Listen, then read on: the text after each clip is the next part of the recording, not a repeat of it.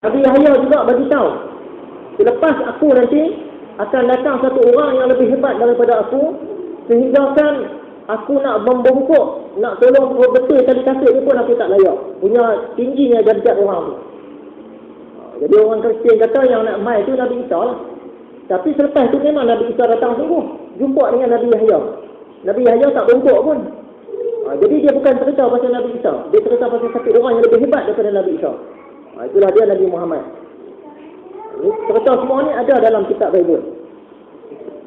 Bukti yang ketujuh, dalam Bible dia menceritakan Nabi Muhammad ni akan selalu menyebut Bismillahirrahman.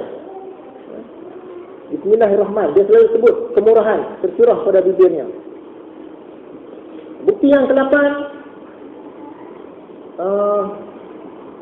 Tuhan telah berpesan kepada Nabi Musa, satu ketika nanti aku akan lantik seorang daripada saudara Bani Israel. Bukan daripada Bani Israel, tapi daripada saudara Bani Israel, iaitu keturunan Nabi Ismail.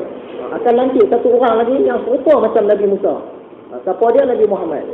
Dan Tuhan kata, orang yang nak datang ni nanti, dia punya sifat-sifat yang sama dengan sifat-sifat Nabi Musa. Jadi orang Kristian pun bertahanlah. Yang nak datang tu sebenarnya Yesus, Nabi Isa.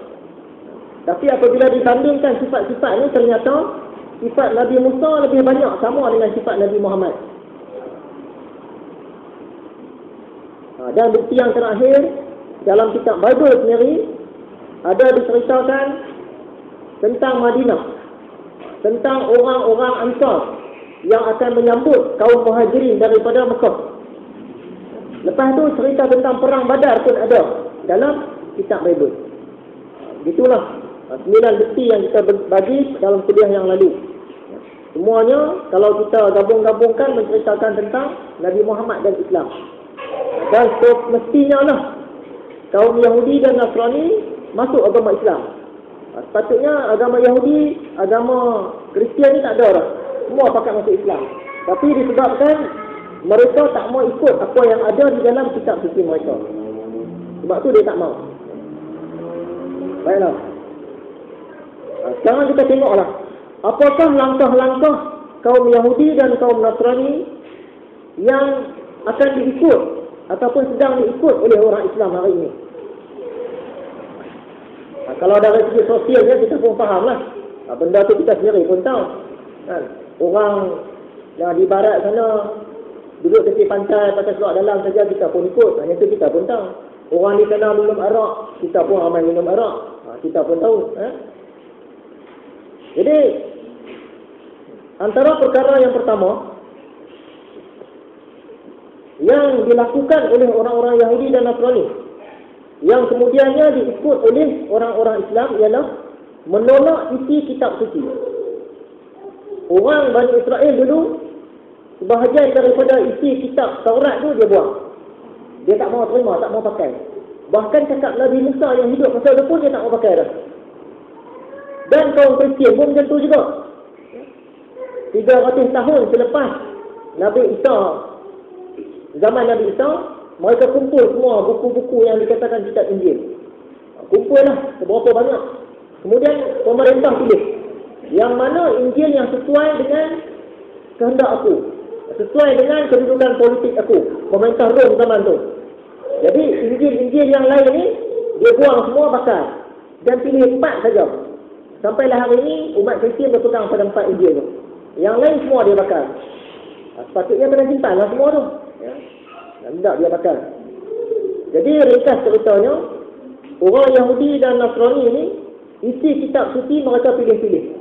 Yang mana sesuai di hati dia ambil, yang mana rasa menyusahkan dia tak mau pakai. Inilah yang berlaku kepada umat Islam juga. Berlaku kepada kita hari ini. Ayat-ayat tentang riba dalam Al-Quran. Riba ni tak boleh tu, walaupun dia mendatangkan keuntungan. Tapi bila kita fikir, mana boleh kena riba juga. Kalau tak buat riba, nak meniaga macam mana? Rugilah kita. Dengan riba ni kita boleh cepat kaya. Tengok orang Yahudi, dia memperkenalkan riba. Dia menggunakan riba ni seluas-luasnya, menyebabkan orang Yahudi semua kaya-kaya. Jadi kita kena ikut mereka. Memang kalau dari segi itu memang betul lah. Tapi maksudnya kita sudah menolak sebahagian daripada isi kitab Quran. Quran kata riba tak boleh, kita kata nak buat itu boleh juga. Sebab dia bawa keuntungan. Begitu juga ayat-ayat hukum dalam Al-Quran. Kalau kesalahan begini, hukuman dia begini. Kesalahan mencuri, hukuman dia begini. Kesalahan berzina, hukuman dia begini. Kesalahan salah laku pecah amanah, hukuman dia begini. Tapi kita tak mau ikut hukum-hukum dalam Quran ni. Kita nak yang sendiri punya. Kita nak yang sendiri punya. Yang mana penjajah bekalkan untuk kita. Kalau kita lihat, sebelum kedatangan penjajah ni, sebelum datangnya Portugis, sebelum datangnya Belanda, sebelum datangnya Inggeris, kita di tanah Melayu ni sudah ada undang-undang sendiri. Undang-undang Melayu yang berasaskan kepada undang-undang Islam.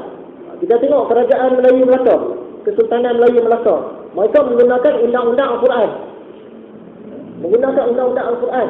Begitu juga dengan undang-undang 99 Perak. Begitu juga negeri-negeri Melayu ni boleh katakan semuanya menggunakan undang-undang agama Islam, undang-undang Quran. Tapi apabila penjajah datang, dia pun sering otak kita jadi macam mana, akhirnya kita terpaksa pakai undang-undang penjajah.